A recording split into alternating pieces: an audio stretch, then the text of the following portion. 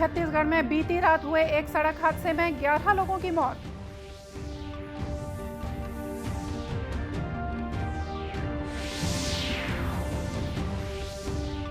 गोवा में शंघाई सहयोग संगठन एससीओ के विदेश मंत्रियों की 2 दिवसीय बैठक आज से।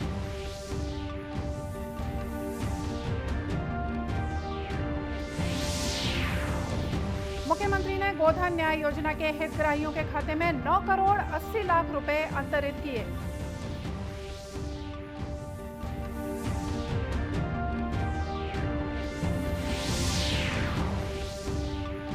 और अंबिकापुर हवाई अड्डे पर उतरा परीक्षण विमान, जनप्रतिनिधियों ने किया स्वागत।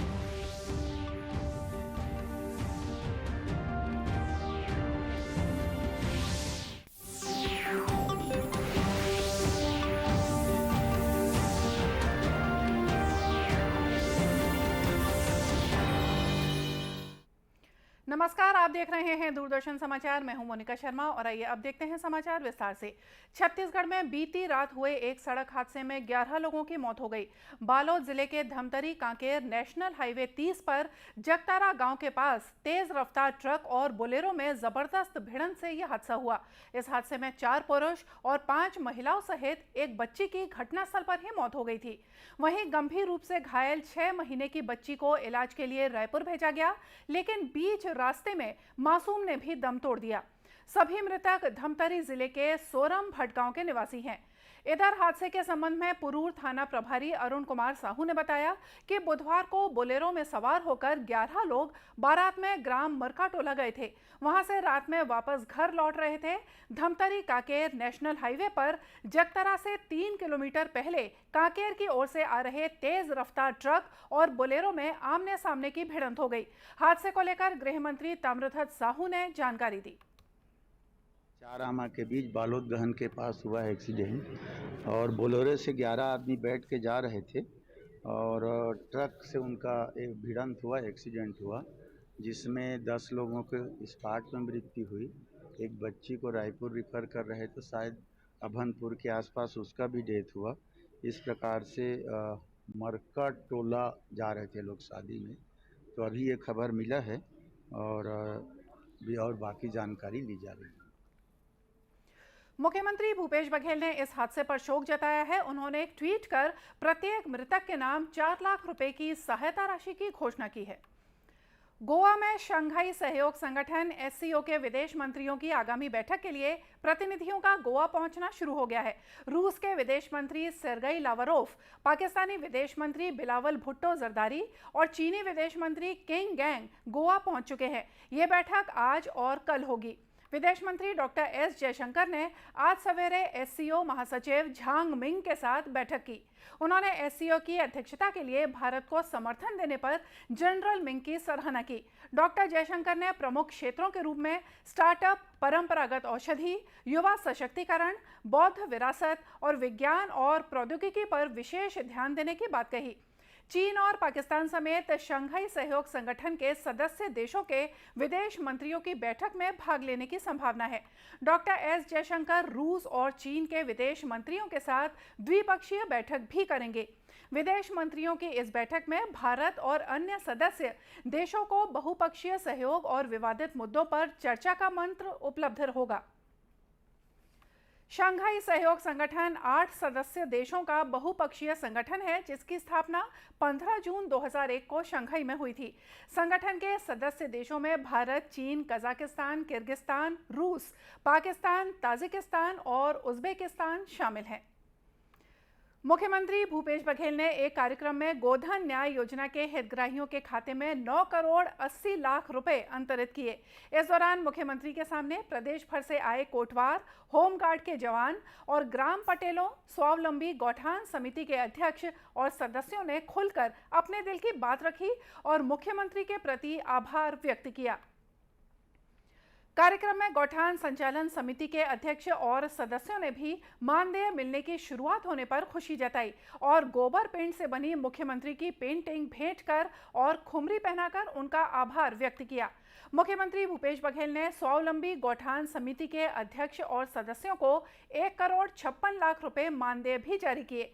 उन्होंने कहा कि गोधन न्याय योजना से पशुपालक लगातार समृद्ध हो रहे हैं। छत्तीसगढ़ के अंबिकापुर दरिमा स्थित मां महामाया हवाई अड्डे की नवनिर्मित हवाई पट्टे पर आज बहुप्रतीक्षित परीक्षण विमान उतरा। आज दोपहर रायपुर से आए विमान के उतरने के दौरान प्रदेश के स्वास्थ्य मंत्री टीएस सिंहदेव सहित काफी संख्या में जनप्रतिनिधिगण यहां स्वागत के लिए उपस्थित थे। अंबिकापुर में हवाई सेवा प्रारंभ हो रही है, उसको मैं सरगुजा वासियों को और प्रदेश के लोगों को उसके लिए बहुत बहुत बधाई शुभकामनाएं देता हूं कि बहुत लंबी मांग थी और आज वो प्रारंभ हो रहा है। और हमारे कलेक्टर महोदय, जिला प्रशासन, हमारे जनप्रतिनिधिगण ने भी इस दिशा में अच्छा काम किया, उनको भी बधाई देता हूं। नई हवाई पट्टी बनने के बाद में आज हवाई जहाज की पहली लैंडिंग हुई है, तो हम सब के लिए बहुत ही उत्साह और खुशी की बात है। बरसों दशकों से इंतजार जिस बात का था, अब लगता है उस दिशा में हम लोग बढ़ गए हैं। मेरी जानकारी के अनुसार 9 से 12 के बीच में डीजीसीए की टीम आ सकती है अंतिम अनुमतियां देने के, निरीक्षण करने के लिए, और अंतिम निरीक्षण करने के बाद हो सकता है 1 आध महीने के अंदर परमिशन मिल जाए। तो सी ग्रेड, C3 ग्रेड का इसमें नाइट लैंडिंग फैसिलिटी अभी नहीं है, तो वो वाली परमिशन मिलने की संभावना है और फिर हवाई जहाज उतर सकता है। इस छोटे परीक्षण विमान से आए अधिकारियों ने मां महामाया एयरपोर्ट के रनवे को काफी अच्छा बताया और कहा कि जल्द ही यहां से 72 सीटर या 19 से 22 सीटर विमान का संचालन प्रारंभ करने के लिए दिल्ली से अधिकारियों की टीम का दौरा कराया जाएगा। प्रसार भारती के मुख्य कार्यकारी अधिकारी गौरव द्विवेदी ने कहा है कि अच्छी सामग्री की बाजार में हमेशा मांग बनी रहेगी। श्री द्विवेदी मुंबई में आज फिक्की फ्रेम्स कार्यक्रम में प्रसारण के भविष्य के बारे में बातचीत कर रहे थे। उन्होंने कहा कि आज के प्रतिस्पर्धी युग में अच्छी गुणवत्ता वाली सामग्री का निर्माण और प्रभावी पहुंच सुनिश्चित करना सबसे महत्वपूर्ण है।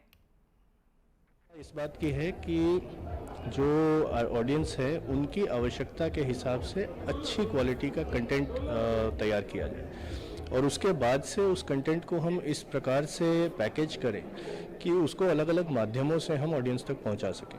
ज़रूरी ये नहीं है कि माध्यम कौन सा है, ज़रूरी ये है कि हम अच्छा कंटेंट लगातार बनाते रह सकें और उस कंटेंट के माध्यम से जो भी हमारी ऑडियंस की आवश्यकताएं हैं उनकी पूर्ति कर सकें। श्री द्विवेदी ने कहा कि दूरदर्शन के नवाचार अगले 4 महीनों में इसके कार्यक्रमों में दिखाई देंगे। एक भारत श्रेष्ठ भारत योजना के अंतर्गत IRCTC भारत गौरव टूरिस्ट ट्रेन शुरू कर रहा है, जिसकी पहली यात्रा बिलासपुर रेलवे स्टेशन से 25 मई को शुरू होगी। इस यात्रा में रामेश्वरम, मदुराई, तिरुपति, श्रीशैलम, मल्लिकार्जुन ज्योतिर्लिंग के मंदिरों और दर्शनीय स्थलों का भ्रमण कराया जाएगा। संयुक्त महाप्रबंधक किशोर सत्य ने बताया कि रेल मंत्रालय ने घरेलू पर्यटकों को भारत की समृद्ध सांस्कृतिक और धार्मिक विरासत से अवगत कराने के लिए इसकी शुरुआत की है। छत्तीसगढ़ और महाराष्ट्र के तीर्थ यात्रियों के लिए Indian railway catering and tourism corporation limited द्वारा भारत गौरव पर्यटन ट्रेन का संचालन किया जा रहा है। गौरव टूरिस्ट ट्रेन एक भारत श्रेष्ठ भारत योजना के अंदर ये लॉन्च किया। ये प्रधानमंत्री का मेन उद्देश्य है कि हर एक देशवासी को पर्यटन स्थल को विजिट करके हर एक जन को देखना चाहिए। ये कोविड के बाद भी प्रधानमंत्री ने बोल चुका है। और देखो अपना देश और एक भारत श्रेष्ठ भारत स्कीम्स में ये भारत गौरव टूरिस्ट ट्रेन हम लोग बिलासपुर से ये लॉन्च कर चुके हैं। ये पैकेज 25 मई को स्टार्ट होगा और 1 जून को वापस 25 मई को रवाना होने वाली पहली यात्रा में ये ट्रेन बिलासपुर, भाटापारा, तिल्दा, रायपुर, दुर्ग, राजनांदगांव और महाराष्ट्र के गोंदिया, तिरोड़ा, भंडारा रोड, नागपुर, सेवाग्राम, बल्लार शाह स्टेशनों से होते हुए जाएगी। 8 दिनों की इस यात्रा में दक्षिण भारत के दर्शन कराए जाएंगे। प्रधानमंत्री शहरी आवास योजना ने महासमुंद नगर पालिका क्षेत्र के सैकड़ों लोगों की तकदीर और तस्वीर दोनों ही बदल दी है।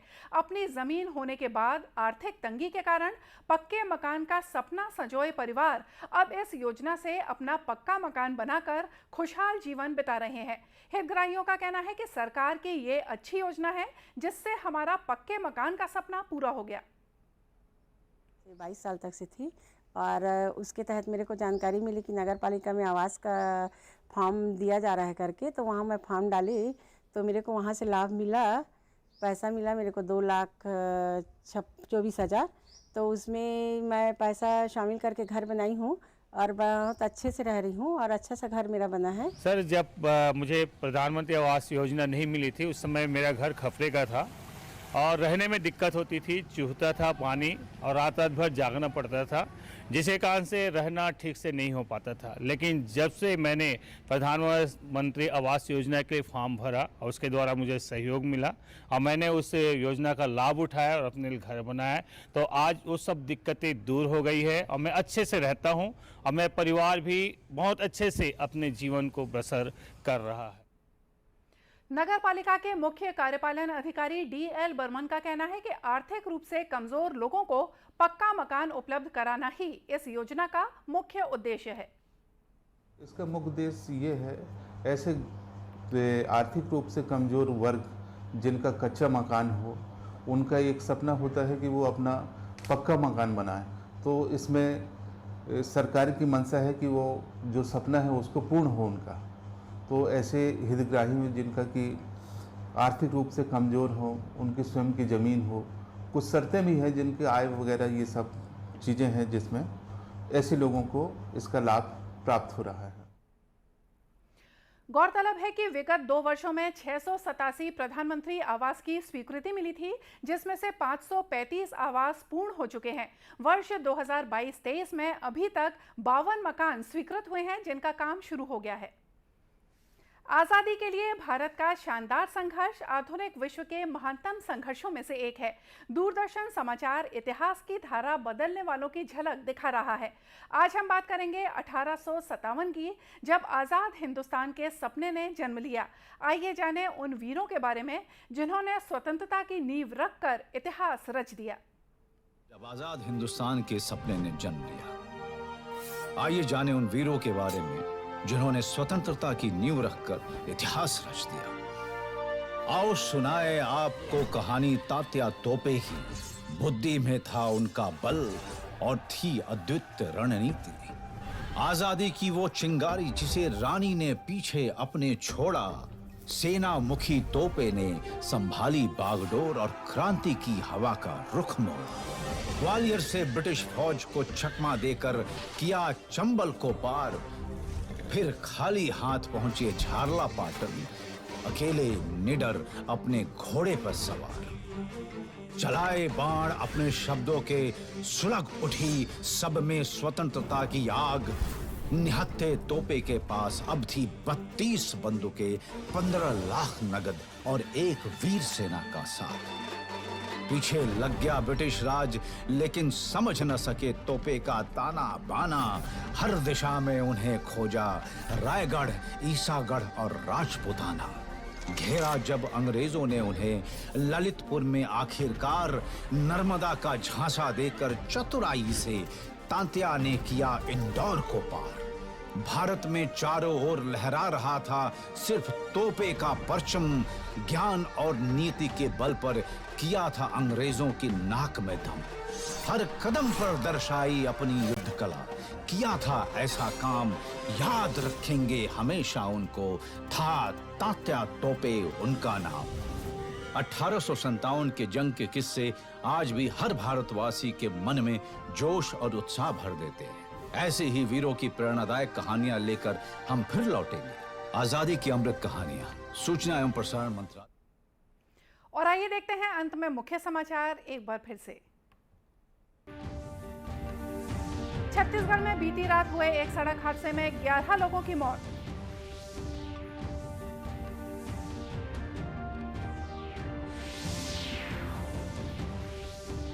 गोवा में शंघाई सहयोग संगठन SCO के विदेश मंत्रियों की 2 दिवसीय बैठक आज से।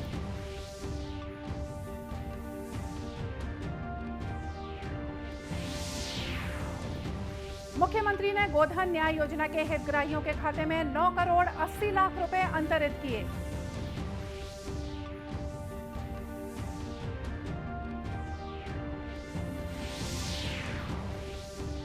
और अंबिकापुर हवाई अड्डे पर उतरा परीक्षण विमान, जनप्रतिनिधियों ने किया स्वागत।